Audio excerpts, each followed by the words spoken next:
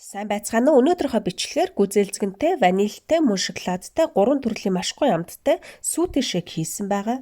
Эхлээд гүзээлцгэнтэй шейкийг хийцгээе. Орцсонд маань 250 г гүзээлцгэнтэй зармиг, 6 ширхэг дундаж хэмжээтэй гүзээлцгэн, 250 мл сүү орно.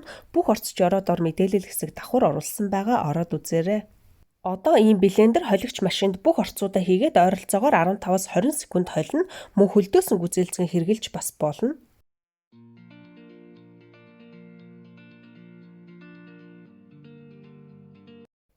Ийм болохоор нь сканд хийгээд чимэглээд өгнө.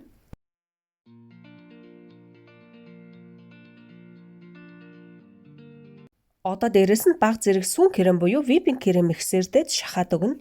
Мөн хажууд нь гүзээлцгэн тавьж чимэглээд гуурсаа хийгээд тавьчихна. Ингээд гүзээлцгэнтэй шейк маань бэлэн боллоо.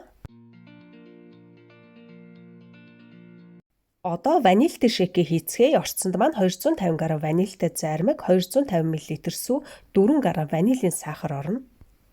Ингээд бүх орцуудаа холигч машиндаа хийгээд мөн адил 15-аас 20 секунд холино.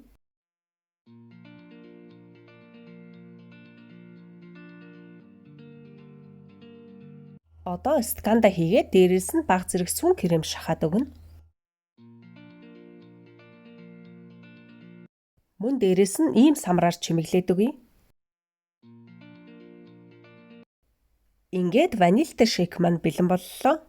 Одоо шоколадтай шейкийг хийцгээе. Орцсонд маань 250 г шоколадтай зармиг, 250 мл сүү, 2 цайны халбаг какао, ойролцоогоор 10 г байгаа.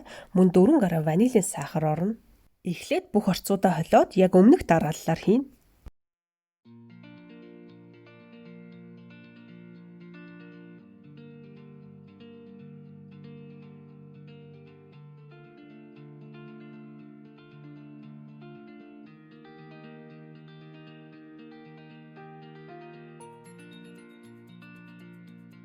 Одоо дээрэс нь бага зэрэг какао цацаад чимэглээд өгье. Ингээд шоколадтай шейк маань бэлэн боллоо. Ер нь бол орцоолгоноос ойролцоогоор 500 мл шейк гарна.